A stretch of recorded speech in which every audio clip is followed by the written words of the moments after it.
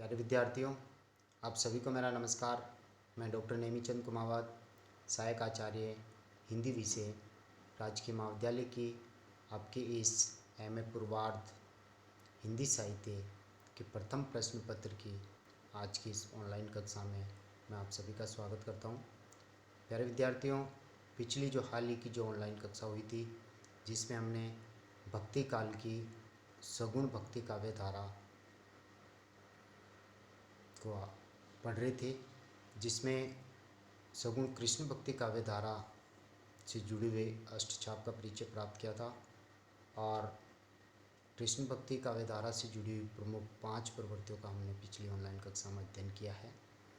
आज हम उसी क्रम को जारी रखते हुए अगली छठे काव्य प्रवृत्ति की ओर हम आगे बढ़ रहे हैं। छठी काव्य प्रवृत्ति है वात्सल्य रस एवं श्रृंगार रस की प्रधानता।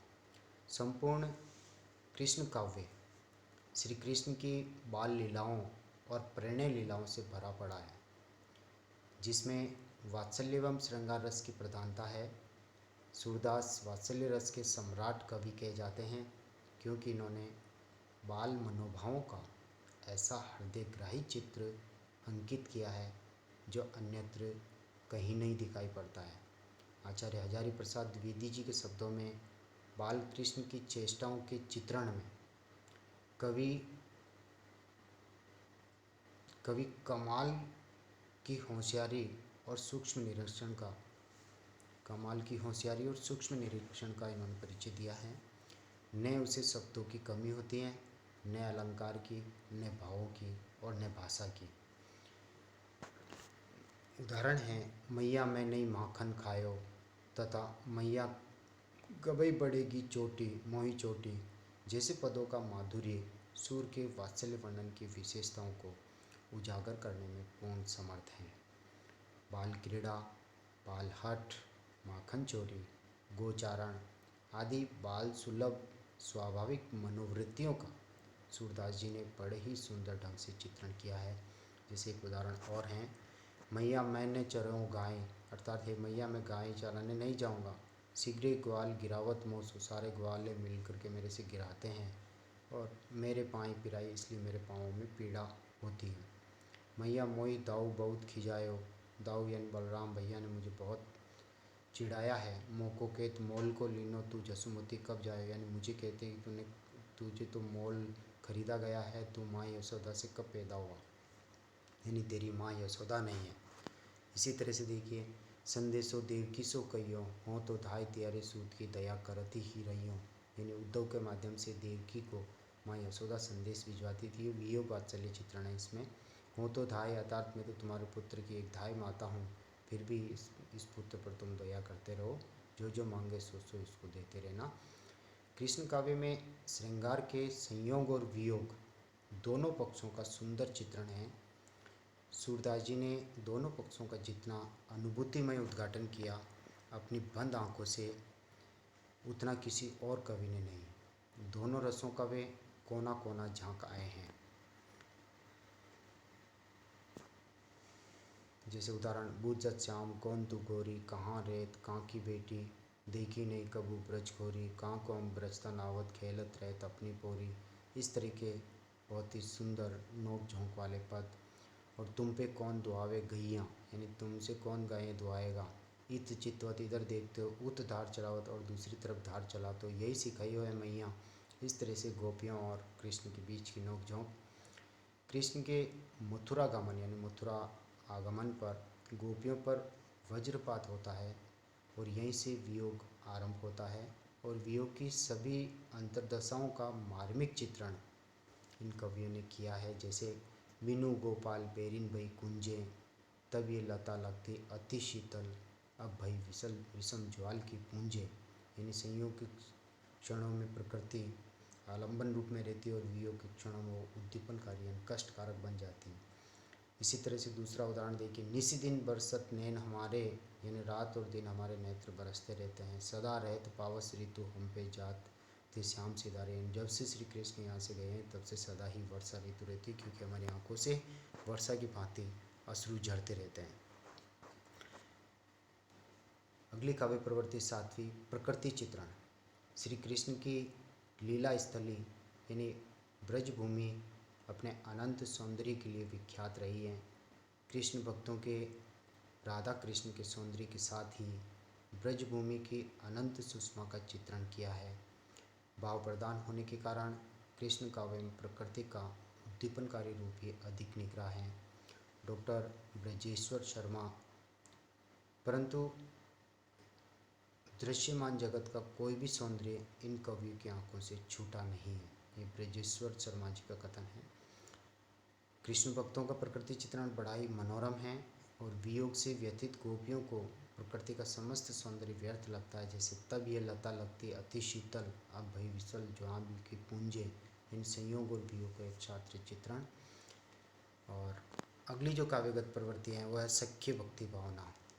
प्राय सभी कृष्ण भक्तों की भक्ति भावना सख्य भाव की हैं और इनमें श्री कृष्ण को सखा मानकर भक्ति की गई हैं। वल्लभ संप्रदाय में दीक्षित होने के पूर्व सूरदास जी की भक्ति दास्य भाव की थी, अर्थात सेव्य सेवक की थी, जिसमें विनय एवं शांत रस से परिपूर्ण पदों की रचना हुई है। सूर की दास्य भक्ति में अनन्यता, भक्त वत्सलता, आत्मग्लानि, कुसंग का त्याग आदि का चित्रण है। जैसे मेरो मन अनंत का सुख पावे, जैसे उड़ी जाच को पंछी फिरी जाच पे आवे। दूसरी ओर सूर की जहाँ सख्य भक्ति भावना का दूसरी ओर सूर ने जहाँ सख्य भक्ति भावना का चित्रण किया है उनमें अक्खड़पन और मुंहपट होने का भाव भी मिलता है। सख्य भक्ति भावना पर सभी कृष्ण भक्तों ने बल देकर संतों की निर्गुण भक्ति भावना का खंडन किया है। जैसे अविगत गति कछु कहत न आवे, जैसे गूंगे मीठे फल को रस अंतर्गति भावे। यानी निर्गुण भक्ति के बारे में कुछ भी नहीं कहा जा सकता। जैसे गूंगे व्यक्ति को फल दे दो, वो बस मन ही मन उसकी स्वाद को चखता रहे। छाड़ी मन हरि विमुखनी को संग, अर्थात हे मन जो ईश्वर से विमुख है उनका साथ छोड़ दे। जिसके संग कुबुद्धि उपस्थित है, यानी जिनके साथ रहने से बुरी बुद्धि जन्म लेती है और भजन में भंग बाधा उपस्थित होती है, ऐसों का साथ छोड़ दे। इस प्रकार इनकी भक्ति वात्सल्य, सख्य और कांता भाव में परिणत हो जाती है। दूसरे शब्दों में कृष्ण भक्ति में नवधा भक्ति के सभी गुण प्राय हमें मिल जाते हैं। अगली काव्यगत प्रवृत्ति है पात्र एवं चरित्र चित्रण। कृष्ण भक्त कवियों ने कृष्ण जीवन के कोमलतम अंशों को ही अपने काव्य का विषय बनाया है। कृष्ण कथा के नायक बालकृष्ण और सांवले सलोने रूप में ही सामने आते हैं। इनसे संबद्ध पात्र नंद, यशोदा, गोप गोपी, जो कि कृष्ण के प्रति वात्सल्य और सख्य रूप में प्रेम दर्शाते हैं। कृष्ण के सखाओं में उद्धव का चरित्र अति महत्वपूर्ण है, जिसके माध्यम से कवियों ने बुद्धि पर भाव की और मस्तिष्क पर हृदय की तथा ज्ञान पर भक्ति की और निर्गुण पर सगुण की विजय दिखलाई है। पात्रों की एक विशेषता प्रतीकात्मकता है, जिसके अनुसार कृष्ण परमात्मा है और गोपियाँ जीवात्माएं हैं। गोपियाँ निरंतर प्रेम से व्याकुल होकर परम आनंदमय कृष्ण में लीन होने के लिए सदा व्याकुल रहती हैं। इस काव्य में कृष्ण का केवल लोक रंजन रूप ही उभर कर सामने आता है। अगली 10वीं काव्यगत विशेषता है रीति तत्व का समावेश। कृष्ण काव्य में श्रृंगार वर्णन के साथ साथ काव्य शास्त्रीय तत्वों का भी समावेश हुआ है। कवियों ने नायिका भेद एवं अलंकार निरूपण किया है। सूरदास जी ने साहित्य लहरी में, जबकि नंददास जी ने रस मंजरी और वीरे मंजरी में नायिका भेद, अलंकार, रति के हाव भावों का काव्य शास्त्रीय वर्णन प्रस्तुत किया है। श्री कृष्ण के शोभा की नक्शिक वर्णन की परंपरा भी चल रही थी। डॉक्टर रामकुमार वर्मा जी के शब्दों में कृष्ण काव्य का वर्ण्य विषय कृष्ण में ही सीमित न रहकर नक्शिक, प्रकृति चित्रण यानी ऋतु वर्णन और नायिका भेद में विस्तार पाने लगा। इस समय भाषा परिमार्जित हो गई, अतः अलंकार योजना भी भाषा के साथ होने लगी थी। रीतिकाल में प्रचुरता से जिस रीति तत्व का निरूपण हुआ उसका बीज निश्चित रूप से कृष्ण भक्ति काव्य में उपलब्ध हैं। 11वीं काव्यगत विशेषता है समाज के प्रति उदासीनता। कृष्ण भक्तों का लक्ष्य केवल लीला वर्णन था, अतः उन्होंने कृष्ण की लीलाओं का तन्मय होकर वर्णन किया है। मुक्ति का परमानंद प्राप्त करने के लिए भक्त कवि अपने आप को कृष्ण के रंग में रंगा लेते थे। इस प्रकार वे समाज से विरक्त हो रहते थे, किंतु फिर भी समाज, धर्म, संस्कृति तथा समसामयिक जीवन के कुछ यथार्थ चित्र कृष्ण काव्य में अवश्य मिलते हैं। सूर के पदों में जीवन की बुराइयों और दुराचारों के दृश्य हैं। अगली काव्यगत विशेषता है संगीतात्मकता। कबीर, नानक से लेकर सूर, तुलसी सभी मध्यकालीन भक्तों में संगीतात्मकता यानी संगीतमयता, अनिवार्य तत्व यानी रागात्मकता अनेकों रूपों में प्रवाहित होती रही है। सभी कवियों को संगीत का सम्यक ज्ञान भी था। इनके साहित्य में राग रागिनियों, सुर ताल, लय पर आधारित शब्दों, पदों और भजनों में संगीत की अजस्र मधुर धारा प्रवाहित हो रही है। अतः कृष्ण भक्ति काव्य में संगीत के प्राय सभी तत्व प्रयुक्त हुए हैं। अगली काव्यगत विशेषता है 13वीं भाषा शैली। संपूर्ण कृष्ण काव्य ब्रज भाषा में लिखा गया है। भाषा की दृष्टि से कृष्ण भक्त कवि अत्यंत समर्थ और सशक्त माने जाते हैं। सूर की ब्रज भाषा परिनिष्ठित एवं साहित्यिक है तथा उसमें मनोभावों को सफलतापूर्वक व्यक्त करने की अद्भुत क्षमता है। कोमलता, सरसता, माधुर्य एवं पद लालित्य के कारण इनकी भाषा कई वर्षों तक काव्य भाषा के पद पर प्रतिष्ठित रही है। भाषा में मुहावरों व सूक्तियों का सुंदर समावेश है। कृष्ण भक्तों ने प्राय गीति शैली का प्रयोग किया है। अगली 14वीं काव्य प्रवृत्ति है अलंकार एवं छंदों का वर्णन। छंदों में पद, चौपाई, सार, सरसी, सवैया, छप्पे, हरि गीतिका जैसे छंदों का प्रयोग कृष्ण भक्ति काव्य में हुआ है। सूरदास जी, नंददास, रसखान, मीरा आदि कृष्ण भक्त कवियों में अग्रणी हैं। इनके काव्यों में अलंकारों की मनोहारी सुषमा देखी जा सकती हैं। उपमा, रूपक, उत्प्रेक्षा, विभावना, असंगति, प्रतीप आदि अलंकारों का सौंदर्य इनके काव्य में यत्र तत्र देखा जा सकता है।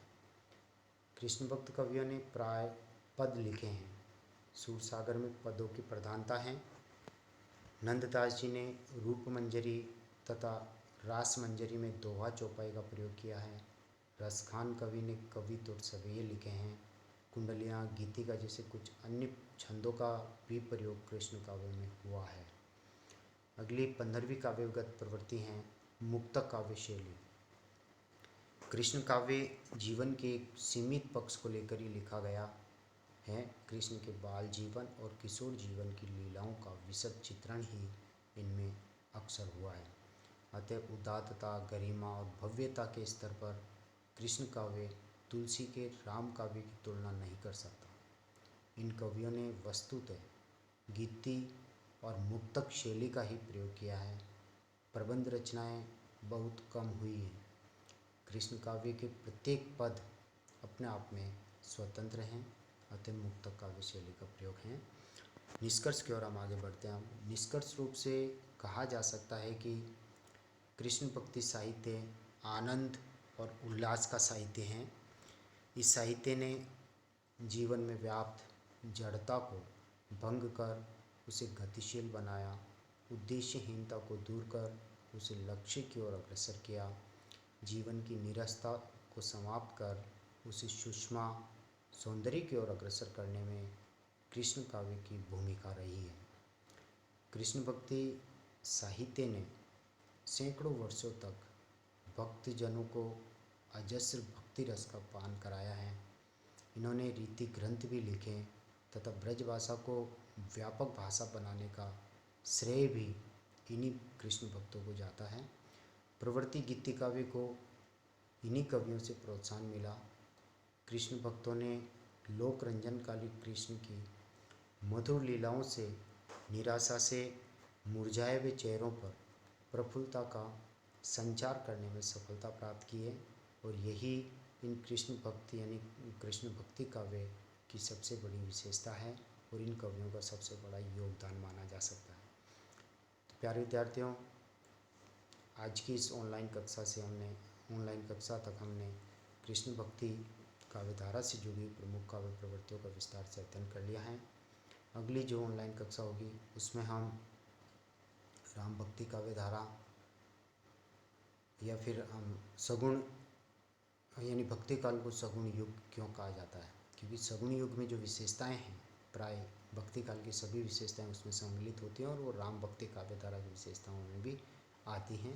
इसलिए हम अगला जो मॉडल आंसर के रूप में हम विषय पढ़ेंगे, जिस टॉपिक को हम पढ़ेंगे वो है हिंदी साहित्य के इतिहास में भक्ति काल को स्वर्ण युग क्यों कहा जाता है। और आज की इस ऑनलाइन कक्षा को हम यहीं समाप्त करते हैं। आप सभी को बहुत बहुत धन्यवाद। जय हिंद, जय भारत।